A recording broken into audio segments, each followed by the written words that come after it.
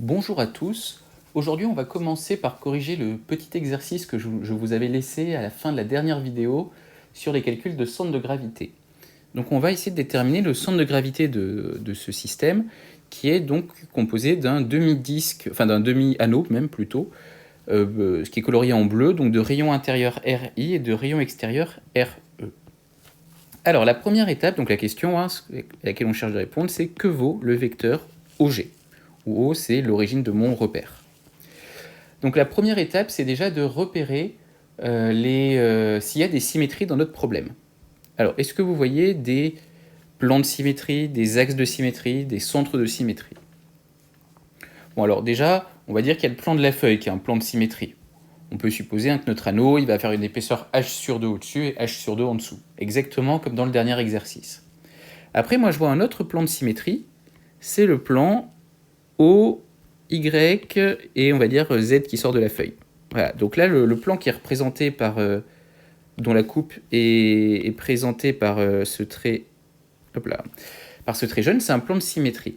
Donc ça veut dire quoi? Ça veut dire que forcément notre point G, il va appartenir à l'intersection de nos deux plans de symétrie, donc le plan de la feuille et le plan que j'ai représenté par ce trait orange. Donc en d'autres termes, ce que je sais, c'est que OG, a priori, il va être de la forme OG porté par le vecteur Y. Ça, c'est un premier point important à repérer tout de suite. Utiliser les symétries. Donc déjà, on sait qu'on n'a qu'une composante à chercher, en fait, c'est que la composante suivant Y. Premier point. Ensuite, toujours pareil avec un petit peu de bon sens, est-ce qu'on peut avoir est-ce qu'on sait, a priori, est-ce qu'on peut avoir un encadrement de la norme du vecteur OG? En d'autres termes, essayez de réfléchir en posant votre doigt. Si par exemple je pose mon doigt ici, bon, est-ce que c'est possible en fonction des rayons, etc., d'avoir un équilibre, que mon demi-anneau bascule pas? Peut-être, peut-être pas, j'en sais rien. Alors là, encore une fois, il n'y a pas de matière, mais rien n'empêche d'avoir un centre de gravité qui est à l'extérieur de la matière. Encore une fois, si j'avais fait un anneau complet, juste par symétrie, on aurait pu dire que le centre de gravité, c'était le centre de mon anneau.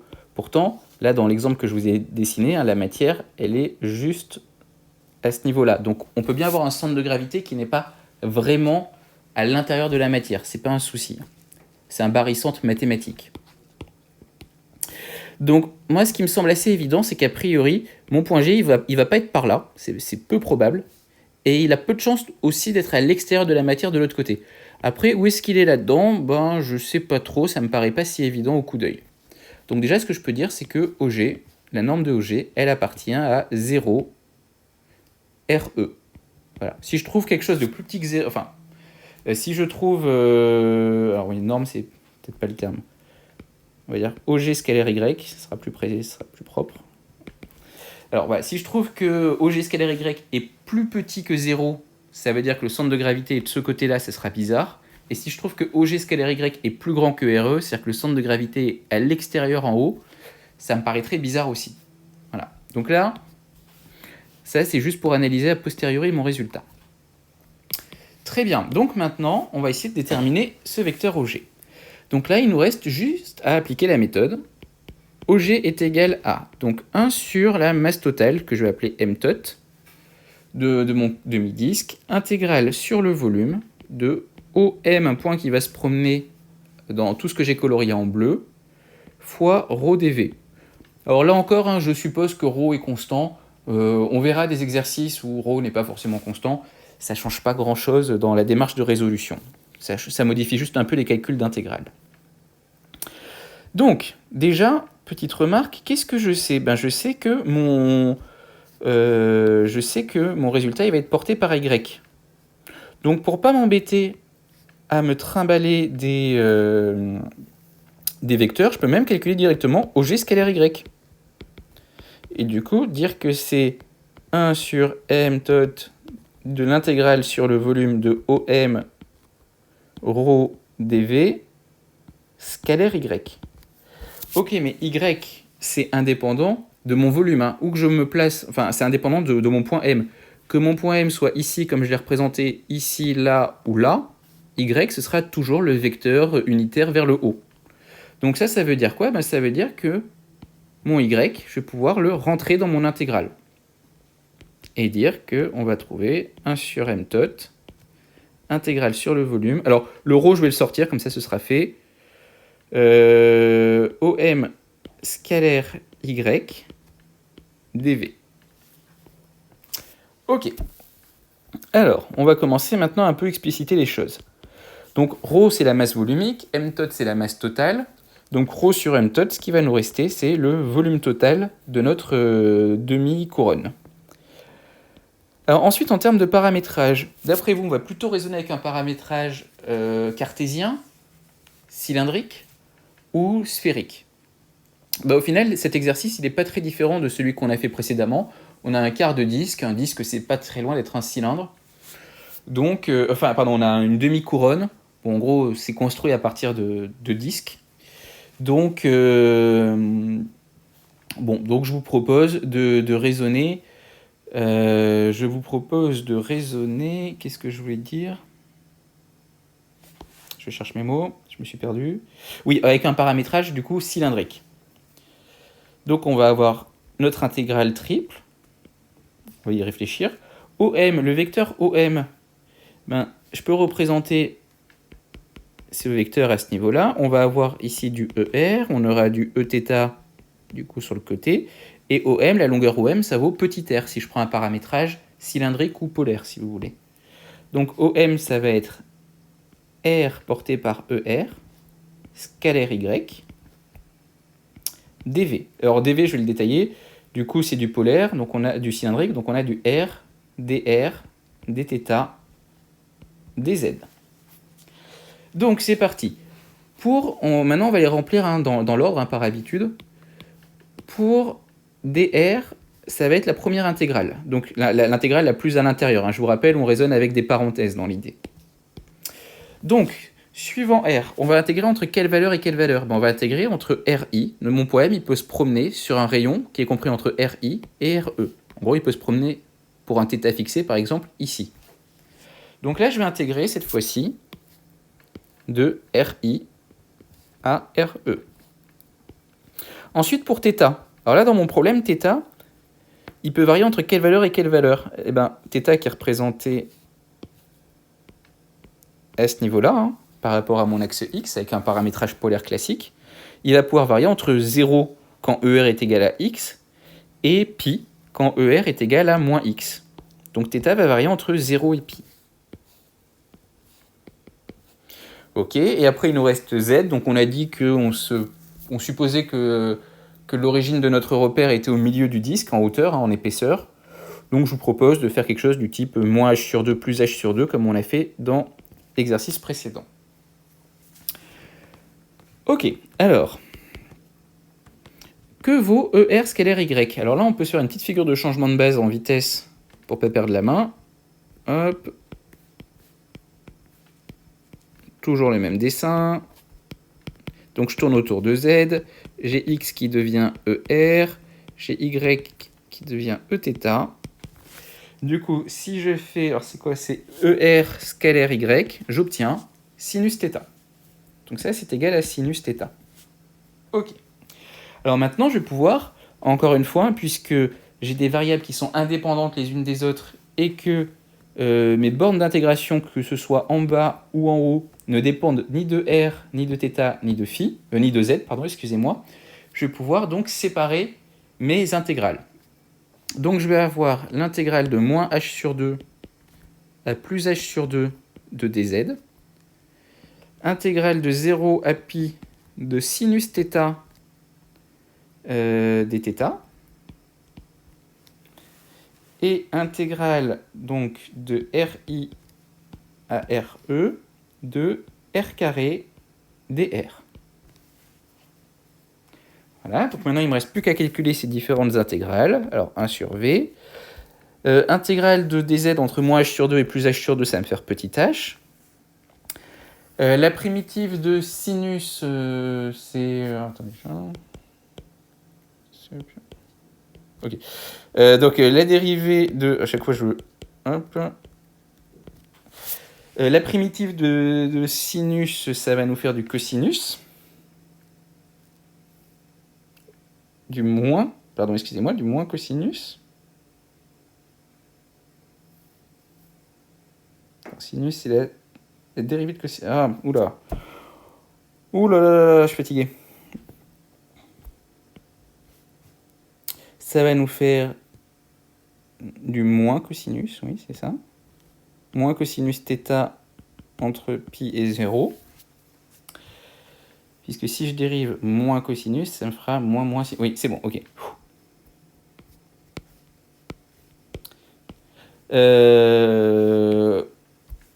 Encore une fois, connaissez vos faiblesses en calcul. Moi, c'est les dérivées de sinus et de cosinus. Enfin, entre autres. Et après, la primitive de R2, ça sera du R³ sur 3 entre RE et RI. Ok. Donc c'est parti, on applique. Ça va nous faire du H sur V.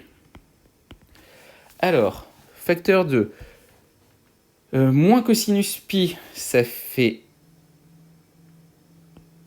1. Moins cosinus 0, ça refait 1. Donc on va avoir du 2. Ok, ça c'est bon. Ensuite, on va avoir du RE puissance 3 sur 3 moins RI puissance 3 sur 3. Ok, très bien. Donc là, on a pas mal avancé. Hein. On va se retrouver avec du, ce qui est écrit ici, 2 tiers, on va le mettre un tout petit peu en forme, de H sur V facteur de RE au cube moins RI au cube. Alors, ça, c'est un résultat qui est tout à fait acceptable. Après, on peut, un peu par habitude, faire comme précédemment. Donc ça, c'est le vecteur, enfin, c'est OG scalaire Y. On peut faire comme précédemment, essayer de faire apparaître la masse totale. Essayer de se débarrasser du volume. Parce que le volume, on doit pouvoir le calculer en fonction de H, RE et RI. Alors, que vaut le volume de cette zone bleue? On peut voir, alors je vais faire un petit copier-coller pour pouvoir pourrir mon dessin tranquillement. Juste pour réfléchir. Alors, on va faire un peu de place. Alors, le volume de ce qui est en bleu, je peux le voir comme le volume de ce que je vais colorier en marron. Donc, c'est le volume de tout ce demi-disque moins le volume du disque que je vais colorier pour que ça se voit en violet. Voilà, donc c'est le volume de marron moins le volume de violet. Donc je peux voir ça comme la différence du volume de deux demi-disques. Donc le volume du gros disque, c'était quoi? C'est la moitié du volume d'un disque. Donc H pour l'épaisseur fois pi rayon au carré. Donc ça, ce serait le volume du grand disque. Moi, ce qui m'intéresse, c'est que le demi-disque. Donc je divise par 2. Ok. Et le volume du disque qui est en violet, c'est H pi, cette fois-ci, RI au carré sur 2. Donc tout ça pour dire que je peux remplacer le volume par, alors je vais juste un tout petit peu simplifier encore, H pi sur 2, facteur de RE au carré moins RI au carré. Ok, donc si j'injecte ce que je viens de trouver là-dedans, qu'est-ce que je vais obtenir? Je vais obtenir que OG scalaire Y, c'est égal à, alors, 2 tiers de H, alors divisé par V, donc divisé par 2 sur H pi. Au numérateur, ici, j'aurai du RE puissance 3 moins RI puissance 3, et au dénominateur, du RE au carré moins RI au carré. Alors, il y a 2-3 bricoles qu'on doit pouvoir simplifier. OG scalaire Y est égal à... Donc, 2 fois 2, 4. Super. Donc, 4 tiers. Les H se simplifient, donc il va rester un pi au dénominateur de RE au cube moins RI au cube sur RE au carré moins RI au carré. Et voilà, là on vient de trouver donc l'expression de la position du centre de gravité suivant Y. Oups. en fonction juste de RE et de RI. Petite remarque, on voit bien que les H se simplifient, c'est pour ça que ce n'était pas donné dans le paramétrage. Alors, quelques petites remarques en passant. Déjà, de l'intérêt d'avoir des petites intuitions, notamment sur l'encadrement. Si tout à l'heure, j'avais fait n'importe quoi sur ma primitive de cosinus, et que j'avais par exemple oublié le signe moins à ce niveau-là, j'aurais trouvé à la fin un résultat négatif. Et là, je me serais dit, a priori, tiens, c'est bizarre que je dois obtenir un résultat négatif. Encore une fois, toutes ces petites, c'est toujours intéressant d'anticiper les ordres de grandeur, des encadrements de résultats pour vous permettre de valider au moins la forme de votre calcul. Pareil, on peut réfléchir 2 minutes à l'homogénéité. OG, c'est une longueur. Là, si je regarde en termes d'homogénéité, j'ai une longueur au cube au numérateur et j'ai une longueur au carré au dénominateur. C'est bien homogène à une longueur. Après, je vous laisse vous convaincre que le résultat qu'on obtient est bien plus petit que RE.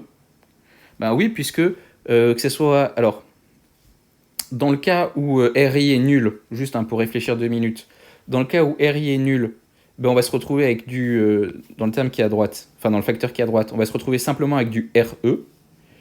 Et 4 sur 3 pi, on en a parlé précédemment, ça fait à la louche 4 neuvièmes, donc on est à 4 neuvièmes de RE, c'est bien plus petit que RE. Et dans le cas où RI est quasiment égal à RE, vous pourrez faire un petit développement limité pour le plaisir, et vous convaincre qu'à ce moment-là, qu'est-ce qu'on obtiendrait à ce moment-là ? Je vous laisse y réfléchir 2 minutes, mais ça marche. J'ai plus le calcul en tête et j'ai pas envie de vous dire une bêtise. Voilà, mais en tout cas, si dans des cas simples, vous pouvez vérifier vos résultats, c'est toujours 7 prix. Dernier point, si on avait oublié de vérifier cette histoire de plan de symétrie, de parsymétrie justifiée que OG était bien porté par le vecteur Y, qu'est-ce qui se serait passé ? Ce qui se serait passé, c'est que là, on aurait eu du ER scalaire Y, ok, et on aurait eu du ER scalaire X. Et ER scalaire X aurait fait cosinus θ. Je vous fais le raisonnement juste à l'oral. Hein. Donc on aurait eu un terme en plus qui aurait été avec du ER scalaire X, qui nous aurait fait du cos θ. Primitif de cos θ, ça aurait fait du sinus θ. Et sinus θ, si je le prends entre pi et 0, ça me donne 0. Et du coup, j'aurais trouvé dans mon calcul d'intégrale qu'effectivement, la composante suivant x, elle est nulle. Peut-être que vous avez fait le calcul entièrement et que vous êtes retombé là-dessus. Voilà ce que je voulais vous dire. Et ok, je pense que ça va être tout pour cet exercice. Si vous en voulez d'autres, après c'est juste des maths, j'ai envie de dire. Vous tapez calcul de centre de gravité, forme simple ou ce que sais-je sur Google, et il y a des pages et des pages et des pages de calcul et de résultats de calcul surtout. Donc vous pouvez, comme des grands, vous entraîner à essayer de les redémontrer. Voilà. Bon, on va faire des choses plus intéressantes que ça, mais c'est un calcul qui est important à savoir faire. En discret, en général, il n'y a pas trop de soucis. Et en continu, c'est parfois un petit peu plus compliqué. Donc on s'arrête là sur ce petit exercice que vous avez dû traiter pour aujourd'hui.